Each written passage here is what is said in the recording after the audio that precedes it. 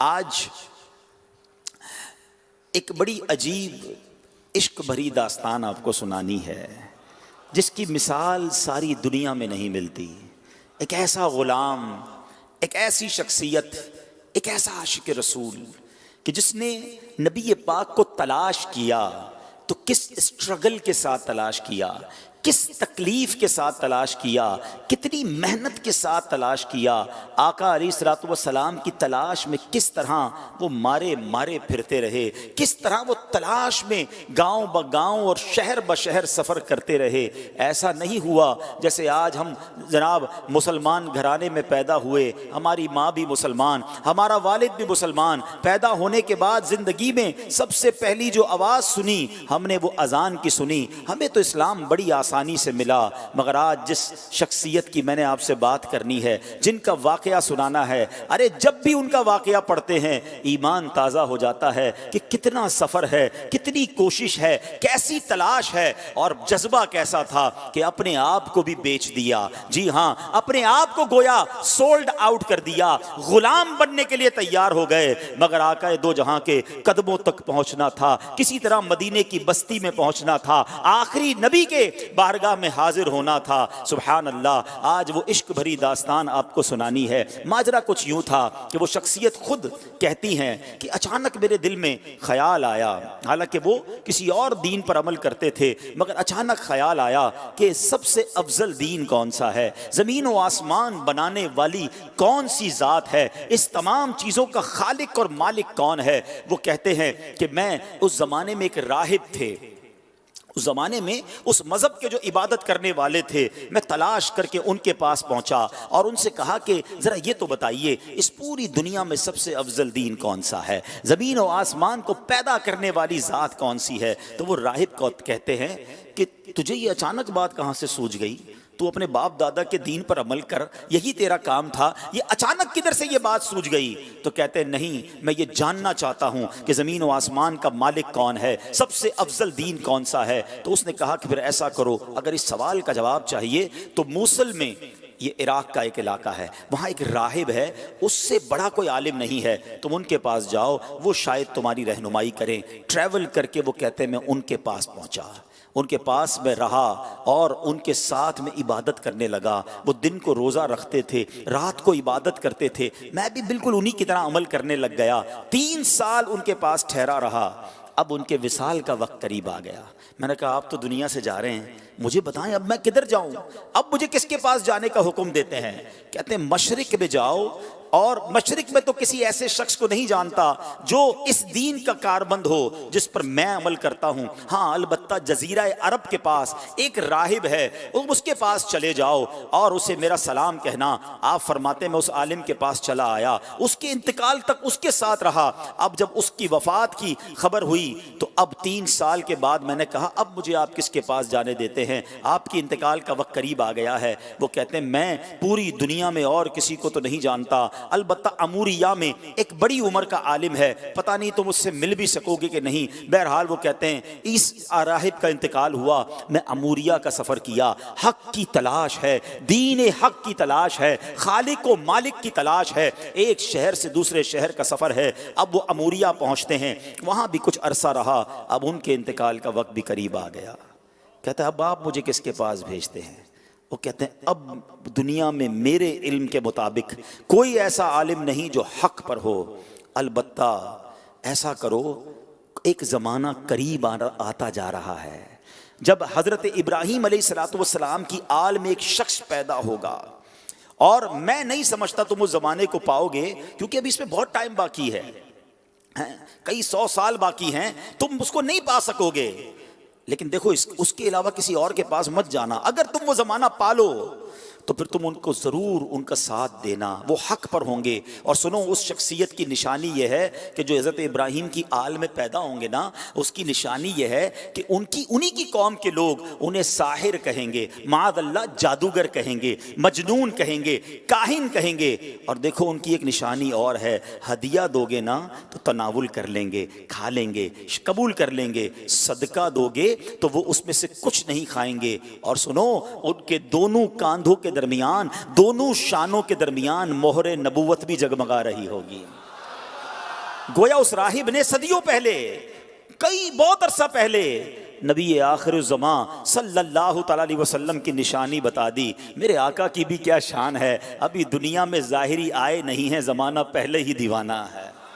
شاعر کہتا ہے نا، ایک میں ہی نہیں ان پر قربان زمانہ ہے، ایک میں ہی نہیں ان پر قربان زمانہ ہے، جو رب دو عالم کا محبوب یگانہ ہے۔ آقا کا پتہ بتا دیا، مگر کب آئیں گے، کدھر آئیں گے، کہتے کچھ پتہ نہ تھا۔ اب وہ شخصیت کہتے ہیں کہ میں انتظار کرتا رہا، آخر ایک بستی کی طرف ایک قافلہ جا رہا ہے، عرب کی ایک وادی ہے، کھجوروں کی وادی ہے۔ یاد رہے ابھی لفظ مدینہ، اس شہر کو مدینہ کہا نہیں جاتا تھا، اس کے پہلے کئی اور نام تھے۔ کہتے ہیں قافلہ جا رہا تھا، میں نے ان سے پوچھا تم لوگ کون ہو؟ وہ کہنے لگے ہم اس بستی کی طرف جا رہے ہیں جس بستی کا اشارہ اس راہب نے دیا تھا۔ آسان لفظوں میں سمجھ لو، وہ قافلہ مدینے کو جا رہا تھا۔ کہتے ہیں کہ ہم وہاں تجارت کرنے کے لیے جا رہے ہیں، ہم وہاں تجارت کرتے تھے، لیکن وہاں آل ابراہیم میں سے ایک شخص پیدا ہوا ہے، اس کی قوم اس کے قتل کے در پہ ہے، جس کی وجہ سے وہ ہجرت کر کے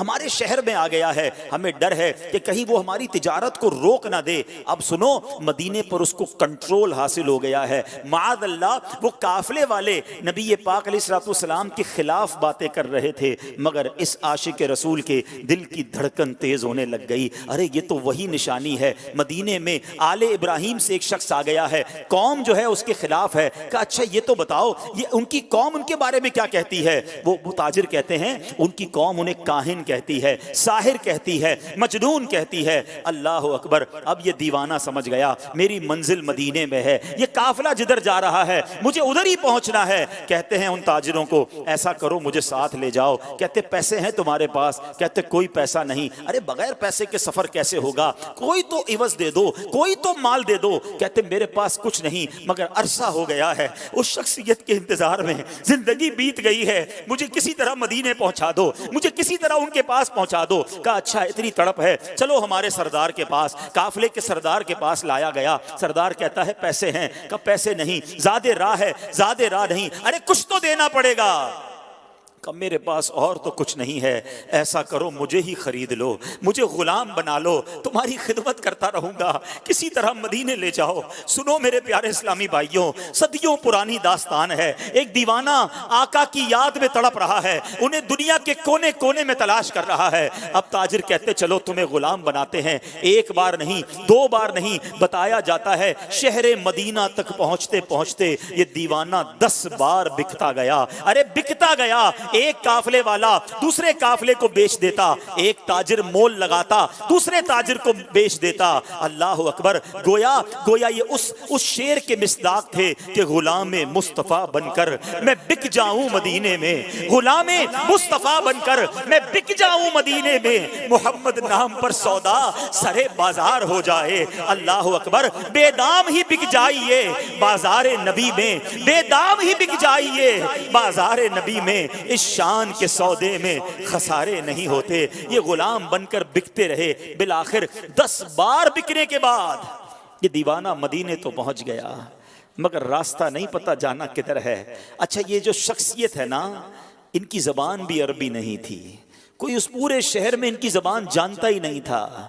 یہ فارسی بولتے تھے، مدینے میں سارے لوگ عربی بولتے تھے۔ کس سے راستہ پوچھتے، کس سے معلومات لیتے، جانا کدھر ہے، نام پتہ نہیں ہے۔ اب جو آقا تھا نا، اب جس آقا کے پاس یہ اب غلام تھے، اس نے مدینہ پاک میں کھجوروں کے باغ میں لگا دیا کہ اب تمہارا کام کھجوروں سے اب کھجوریں توڑنی ہیں۔ کہتے میں کھجوریں توڑتا تھا، میں محنت مزدوری کرتا تھا، اور اتنی مزدوری کی میں نے پیٹھ پر اتنا بوجھ اٹھایا کہ میرا سینہ جو ہے اور پیٹ جو ہے وہ پیٹھ کی طرف چلا گیا۔ یعنی میں اپنی پیٹھ پر اتنی وزنی پانی کی مشکیزیں اٹھاتا، کھجوریں اٹھاتا، بس مزدور بنا ہوا تھا۔ انتظار تھا نبی آخر الزماں کا، کبھی تو دیدار ہوگا، کبھی تو ان کا جلوہ دیکھوں گا، کبھی تو ان کی غلامی اختیار کروں گا۔ مگر لوگ قریب سے گزرتے تھے، میری زبان ہی کوئی نہیں سمجھتا تھا۔ کہتے ہیں اب ایک دن ایک بوڑھی خاتون آئی، میں نے اس سے بات کی، وہ میری بات سمجھ گئی اور اس نے کہا کہ میں نے اس سے عرض کی کہ ماں جی مجھے بتا دو وہ شخصیت کہاں ہے جو نیا دین لے کر آئے ہیں، جو حضرت ابراہیم کی اولاد میں سے ہیں، جو اللہ وحدہ لا شریک کی طرف بلاتے ہیں، مجھے ان کا پتہ بتا دو۔ اب وہ کہتی ہیں کہ صبح سویرے نماز فجر کے بعد دن کے ابتدائی حصے میں وہ قریب سے گزریں گے۔ اللہ اکبر، اس دیوانے کی رات کیسے بسر ہوئی ہوگی، وہ رات کیسے گزری ہوگی، ساری رات دل کی دھڑکن تیز چلتی رہی کہ اب نبی پاک علیہ الصلوۃ والسلام کا دیدار ہوگا۔ شب ہجر کی سختیاں کوئی اس سے جا کر پوچھے، شب ہجر کی سختیاں کوئی اس سے جا کر پوچھے، تیری راہ تکتے تکتے جسے صبح ہو گئی ہے۔ ساری رات جلوائے جانا کا تصور ہے، کیسی شخصیت ہوگی، چہرہ کیسا ہوگا، مسکراہٹ کیسی ہوگی، اللہ کے حبیب دکھتے کیسے ہوں گے، میں ان کا غلام بنوں گا، کیا مجھے قبول بھی فرمائیں گے کہ نہیں۔ وہ رات گزر گئی اور جب صبح ہوتی ہے تو پیارے آقا علیہ الصلوۃ والسلام قریب سے گزرتے ہیں، فوراً کھجوروں کا ایک چھوٹا سا حصہ لے کر آقا کی بارگاہ میں جاتے ہیں، کہتے ہیں حضور آپ کے لیے تحفہ لایا ہوں۔ ارشاد ہوا بتاؤ کیا یہ صدقہ ہے؟ کہتے ہیں جی حضور صدقہ ہے۔ آقا نے صحابہ سے کہا آپ سب کھا لیں، نبی پاک نے تناول نہیں فرمایا۔ پہلی نشانی کنفرم ہو گئی۔ دوبارہ گیا ایک اور کھجوروں کا تھال لے کر، کہا حضور یہ لایا ہوں، کہا صدقہ ہے، کہا نہیں حضور ہدیہ ہے، تحفہ ہے۔ آقا علیہ الصلوۃ والسلام نے خود بھی کھایا، خود بھی تناول فرمایا، اپنے صحابہ میں بھی تقسیم کیا۔ دوسری نشانی پوری ہو گئی۔ اب دل بیتاب ہے کہ مہر نبوت دیکھنی ہے۔ راہب نے بتایا تھا کہ دونوں کاندھوں کے درمیان ایک بڑی خوبصورت سی مہر نبوت، حدیث کی کتابوں میں لکھا ہے کبوتر کے انڈے کی طرح نبی پاک کی پیٹھ مبارک پر دونوں شانوں کے درمیان مہر نبوت تھی۔ اب آقا علیہ الصلوۃ والسلام دو چادریں پہنا کرتے تھے، چادر پہنی ہوئی ہے۔ اب وہ شخصیت کہتے کبھی میں دائیں جا کر پیچھے دیکھنے کی کوشش کرتا، کبھی دائیں جا کر دیکھنے کی کوشش کرتا، چادر تھی اس لیے دیکھ نہیں پاتا تھا۔ اللہ اکبر، نبی پاک میری طرف دیکھ کر مسکرائے۔ آقا نے سمجھ لیا کہ میں کیا دیکھنا چاہتا ہوں۔ نبی پاک نے اپنی مبارک چادر اتاری، کہا جو ڈھونڈ رہے ہو، جو دیکھنا چاہتے ہو آؤ دیکھ لو۔ وہ دیوانہ کہتا ہے میں دوڑتا ہوا گیا، مہر نبوت دیکھی اور نبی پاک کی پیٹھ سے لپٹ گیا، چومنے لگ گیا، کہا حضور آپ کی تلاش میں مارا پھر رہا ہوں، بہت عرصہ ہو گیا ہے حضور، بہت دیر سے آپ کو تلاش کر رہا ہوں، آقا اب آپ کے قدموں میں آ گیا ہوں، اپنی غلامی میں قبول فرما لیجئے۔ اللہ اکبر، نبی پاک علیہ الصلوۃ والسلام نے انہیں اپنی غلامی میں قبول فرمایا، کلمہ پڑھ کر دامن مصطفیٰ سے وابستہ ہو گئے۔ سنو وہ کون تھے جو اتنی تلاش کے بعد پہنچے، جو اتنے عرصے کے بعد نبی پاک کے قدموں میں پہنچے؟ وہ کوئی اور نہیں، وہ حضرت سلمان فارسی رضی اللہ تعالیٰ عنہ ہیں۔ صحابہ کرام میں سب سے بڑی عمر آپ نے پائی، 250 سال، ایک روایت کے مطابق 250 سال آپ کی جو ہے وہ عمر مبارک تھی، اور بڑی تلاش کے بعد نبی پاک کے پاس پہنچے۔ اب سنو آقا فرماتے ہیں، جب آقا کو اپنی پوری داستان سنائی نا، اب نبی پاک کو جب پوری داستان سنائی کہ آقا کیسے پہنچا ہوں، گر پڑ کے یہاں پہنچا، گر پڑ کے یہاں پہنچا، مر مر کے اسے پایا، چھوٹے نہ الہی اب سنگے در جانا نا۔ گر پڑ کے پہنچا ہوں حضور، غلام بن گیا ہوں، بک گیا ہوں آپ تک پہنچتے پہنچتے، مگر میرے آقا تو کریم ہے نا، تم اس کے مددگار ہو، تم اس کے طرفدار، جو تم کو نکمے سے نکما نظر آئے، لگاتے ہو اس کو بھی سینے سے آقا، جو ہوتا نہیں منہ لگانے کے قابل۔ آقا فرماتے میں تمہیں خریدوں گا، جاؤ اپنے آقا سے پوچھ کر آؤ کیا ڈیمانڈ کرتا ہے، تمہیں آزاد کرنے کی قیمت کیا ہے۔ اب وہ کیا کہتا ہے، 300 درخت کھجوروں کے لگائیں، پھلدار درخت، اور 40 اوقیہ سونا یہ ملے گا تو تمہیں آزاد کروں گا۔ یہ بہت بڑی قیمت ہے۔ اور یاد رہے کھجور کا درخت فوراً لگاتے ہی پھل نہیں دیتا، بعض اوقات 3 سال، بعض اوقات 5 سال میں پھل دیتا ہے۔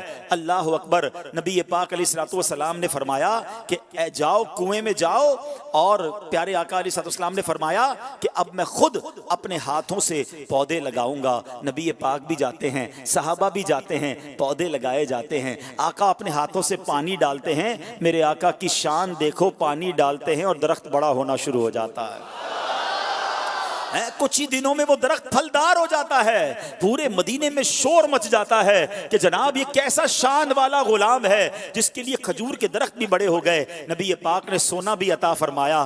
گویا پیارے آقا علیہ الصلوۃ والسلام نے اپنے عاشق کی قیمت خود ادا کی۔ وہ کہتے ہیں نا، جب تک بکے نہ تھے تو کوئی پوچھتا نہ تھا، جب تک بکے نہ تھے کوئی پوچھتا نہ تھا، تم نے خرید کر مجھے انمول کر دیا۔ میرے آقا نے یہ باغ اپنے ہاتھوں سے لگایا۔ الحمدللہ 1980-85 تک جو لوگ مدینہ منورہ جاتے رہے نا، انہوں نے اپنی آنکھوں سے وہ باغ دیکھا کہ جسے سلمان فارسی رضی اللہ عنہ کا باغ کہا جاتا تھا۔ وہ پودے، وہ درخت آج بھی، آج سے 20-25 سال پہلے بھی موجود تھے جو عاشقان رسول اپنی آنکھوں سے دیکھتے تھے۔ تو سبحان اللہ، سبحان اللہ میرے پیارے اسلامی بھائیوں، یہ ہیں حضرت سلمان فارسی، اور کیا کمال کی ہستی ہیں، کیسی عظیم قربانی انہوں نے دی۔ اللہ سیدنا سلمان فارسی رضی اللہ عنہ کے مزار پر انوار پر کروڑوں رحمتوں کی بارش نازل فرمائے، اور ان کے صدقے ہماری بھی مغفرت فرمائے۔ اور آپ نے جس طرح قربانی کے ساتھ حق کی تلاش کی، رب کریم ہمیں بھی اپنے دین کی خاطر قربانیاں دینے کی توفیق عطا فرمائے۔ جس عشق کے ساتھ نبی پاک کا دامن تھاما، اپنا سب کچھ لٹا دیا، اللہ ہمیں بھی نبی پاک کی غلامی میں قربانی دینے کی اور خرچ کرنے کی توفیق نصیب فرمائے۔ امتحان آئے تو دنیا کو ٹھکرا کر غلامی مصطفیٰ سچی اپنانے کی توفیق عطا فرمائے۔